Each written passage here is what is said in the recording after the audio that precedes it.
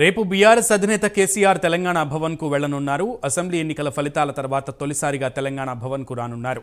ఉదయం 11 గంటలకు కృష్ణా పరివాహక ప్రాంతంలో ఉన్న ఉమ్మడి జిల్లాల నేతలతో సమావేశం కానున్నారు. ఈ సమావేశానికి ఉమ్మడి మహబూబ్ నగర్, ఖమ్మం, నల్గొండ, హైదరాబాద్, రంగారెడ్డి జిల్లాల ఎమ్మెల్యేలు, ఎమ్మెల్సీలు, ఎంపీలు, ముఖ్య నేతలు హాజరు కానున్నారు. కృష్ణా బేసిన్లో ఉన్న ఉమ్మడి ప్రాజెక్టులను కేఆర్ఎంబీకి అప్పగించడంపై భవిష్యత్ కార్యాచరణ ప్రకటించనున్నారు. అలాగే ఈ నెల 13న నల్గొండ జిల్లాలో భారీ బహిరంగ సభపై చర్చించనున్నారు.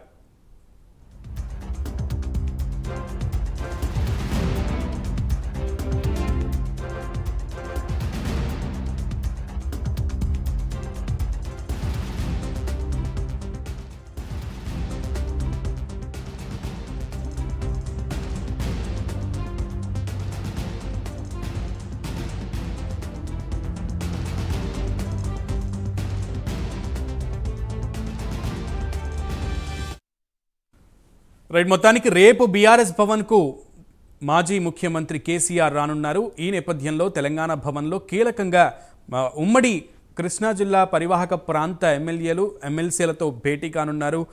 పరివాహక ప్రాంత ప్రజాప్రతినిధులతో ముఖ్యంగా కొన్ని విషయాలకు సంబంధించి ప్రస్తావించనున్నారు. అలాగే నల్గొండలో జరగబోయేటువంటి బహిరంగ సభ గురించి కూడా కీలకంగా నిర్ణయం తీసుకునే అవకాశం ఉంది. పూర్తి సమాచారం మా ప్రతినిధి చందు లైవ్ ద్వారా అందిస్తారు.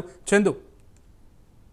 సునీల్, రేపు తెలంగాణ భవన్కు కేసీఆర్ రానున్నారు. ముఖ్యంగా ఆయన చాలా రోజుల తర్వాత మళ్ళీ తెలంగాణ భవన్కు వస్తున్నారు. ముఖ్యంగా రేపు సమావేశం కూడా ముఖ్య నేతలతో ఉంది. ముఖ్యంగా 5 జిల్లాలకు సంబంధించినటువంటి నేతలతో కేసీఆర్ సమావేశం కాబోతున్నారు. ముఖ్యంగా మహబూబ్ నగర్, ఖమ్మం, నల్గొండ, హైదరాబాద్, రంగారెడ్డి జిల్లాకు సంబంధించినటువంటి ఎమ్మెల్యేలు, ఎమ్మెల్సీలు కూడా హాజరు కాబోతున్నారు. ముఖ్యంగా కృష్ణా బేసిన్లో ఉన్నటువంటి ఉమ్మడి ప్రాజెక్టులను కేఆర్ఎంబీ పరిధిలోకి తీసుకుపోవడంపైనే ఆయన భవిష్యత్ కార్యాచరణ రూపొందించబోతున్నారు. ముఖ్యంగా పెద్ద ఎత్తున ఆందోళన చేయాలని కూడా రేపటి సమావేశంలో నిర్ణయించబోతున్నారు. మరోవైపు అసెంబ్లీ సమావేశాలు నెల 8వ తారీఖు నుంచి కూడా జరగబోతున్నాయి. ఈ నేపథ్యంలో అసెంబ్లీ సమావేశాల్లో అనుసరించాల్సినటువంటి వ్యూహంపై కూడా ఈ పార్టీ నేతలతో కూడా కేసీఆర్ చర్చించబోతున్నారు. ఇప్పటికే కృష్ణా బేసిన్లో ఉన్నటువంటి ఉమ్మడి ప్రాజెక్టులన్నీ కూడా కేఆర్ఎంబీ పరిధిలోకి తీసుకువస్తే ఒక నిర్ణయం జరుగుతున్నటువంటి నేపథ్యంలో దాన్ని పూర్తిగా బీఆర్ఎస్ పార్టీ వ్యతిరేకిస్తూ ఉంది. ఇప్పటికే అటు బీఆర్ఎస్, కాంగ్రెస్ నేతల మధ్య కూడా ప్రతి సవాళ్ళు కూడా విసురుకుంటున్న పరిస్థితి మనకు కనిపిస్తూ ఉంది. నిన్న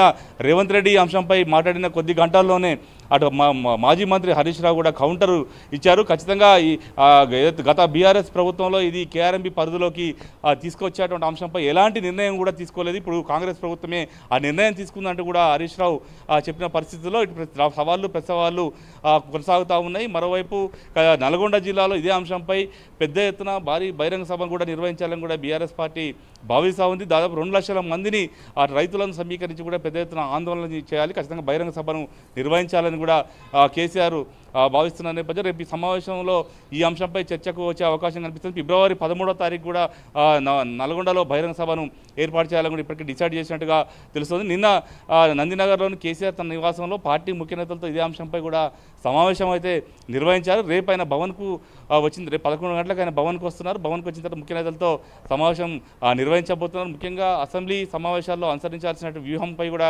చర్చించబోతున్నారు. ఎందుకంటే అసెంబ్లీ సమావేశాల్లో ఏదైతే ఇప్పటివరకు ప్రభుత్వం ఇచ్చినటువంటి హామీలపైన ప్రధానంగా నిలదీయాలని కూడా భావిస్తున్న క్రమంలో ఈ అంశంపై నేతలకు దిశానిర్దేశం చేసే అవకాశం అయితే కనిపిస్తూ ఉంది. ఇక మరోవైపు నిన్న క్యాబినెట్లో ప్రభుత్వం తీసుకున్న నిర్ణయాలపై కూడా చర్చించే అవకాశం కనిపిస్తుంది. టీఎస్ను టీజీగా మారుస్తూ నిన్న క్యాబినెట్లో నిర్ణయం తీసుకున్నారు. అదేవిధంగా రాష్ట్ర గీతంగా జై జై హే తెలంగాణను కూడా తీసుకుంటూ కూడా నిర్ణయం తీసుకున్నారు. మరోవైపు చూసినట్టయితే మొత్తంగా ఏదైతే ప్రభుత్వ నిర్ణయాలన్నింటినీ కూడా ఇప్పటికే బీఆర్ఎస్ వ్యతిరేకిస్తూ ఉంది. ఉన్నటువంటి హామీలను అమలు చేయకుండా కొత్త నిర్ణయాలను ప్రభుత్వం తీసుకొస్తుందని కూడా బీఆర్ఎస్ నేతలు మండిపడుతున్న నేపథ్యంలో రేపు పూర్తి స్థాయిలో ముఖ్య నేతలతో అందరితో సుదీర్ఘంగా చర్చించిన తర్వాత ఒక నిర్ణయం అయితే తీసుకునే అవకాశం అయితే కనిపిస్తూ ఉంది. రేపు 11 గంటలకు అందరినీ కూడా ఇక్కడికి రావాలని కూడా ఇప్పటికే ఆహ్వానం కూడా కేసీఆర్ అందించారు. ఈ నేపథ్యంలో రేపు పార్టీకి సంబంధించిన ముఖ్య నేతలందరూ కూడా ఈ సమావేశానికి హాజరు కాబోతున్నారు. సునీల్.